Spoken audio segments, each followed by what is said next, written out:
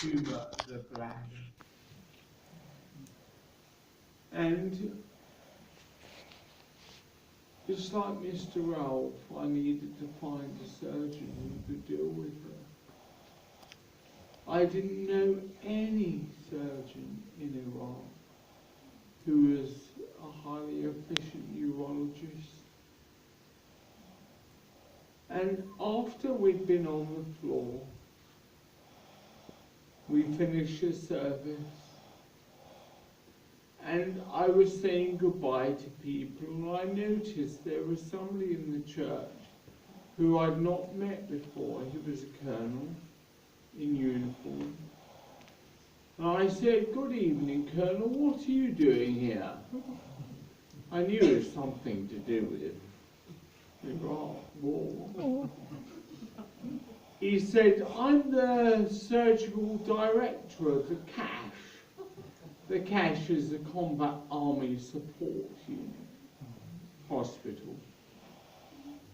I said, "Oh, great, welcome." I said, "What's your speciality?" He said, "I'm a urologist. Praise God. I specialise in bladder tumours." And I said, "What bladder tumour?" And it was a bladder tumour that Rita had. Amen. So I got hold of Rita's family, and I told them about this surgeon, and he said, "You can bring her to the Army CASH, Combat Army Support Hospital." So I took my little Rita. Her picture is in the Vicar of Baghdad book, or the Faith Under Fire book. I loved Rita. I'm very into children. Yes. And I took Rita to the CASH. And he said, "Yes, it's a very bad tumour. I can't do it here. I can't operate on a little child who's not a soldier. But I know somebody in Jordan, next door, who can do the surgery." So I took Rita to Jordan and to the King Hussein Cancer Hospital. She had the surgery. They removed all the bladder. The whole bladder was removed. And she seemed to be doing really well. I had to raise all the money for the operation, the money to move their family to Jordan. And then I was in Iraq one day, and her father phoned me, "Abuna, Abuna, Rita can't see out of her left eye anymore."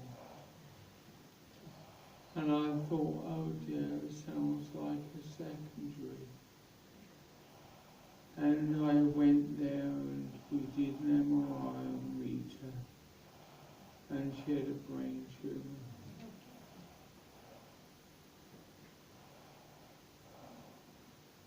And I said, "Why, Lord, why? Why, Lord, why?"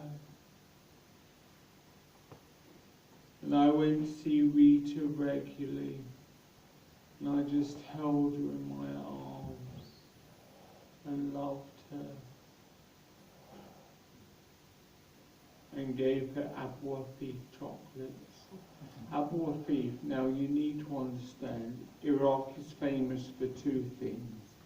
One, oil, and two, Abu Afif chocolates. They are amazing. Next time I come here, I'll bring you some. So Rita got so ill. I was back in Baghdad, and her daddy called me and said, "Rita's unconscious, she's in a coma." she's going to die. And I said, right, I'm flying back. But before I could get there, she died. I was holding her in my arms 2 days before. Such a miracle it seemed to be that we had found the right surgeon. Why? How?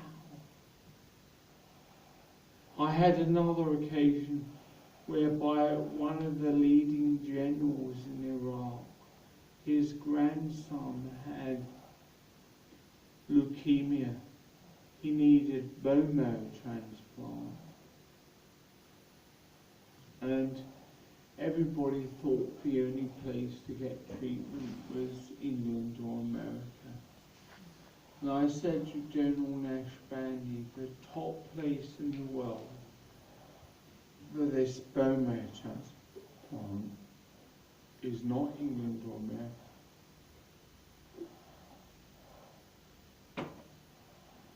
It happens to be down the road in Israel.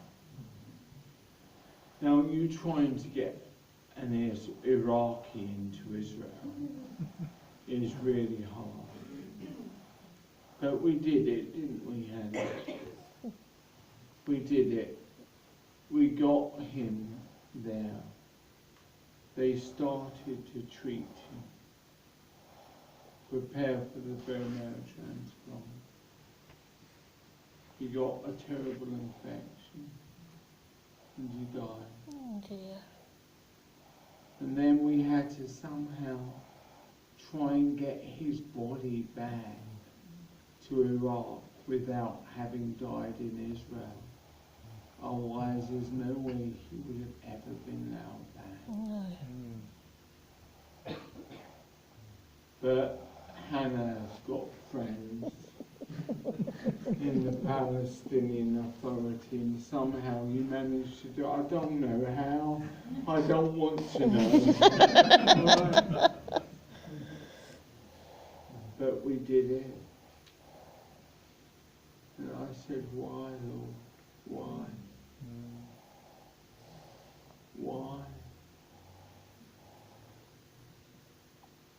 2 really incredible occasions where we seem to have God working.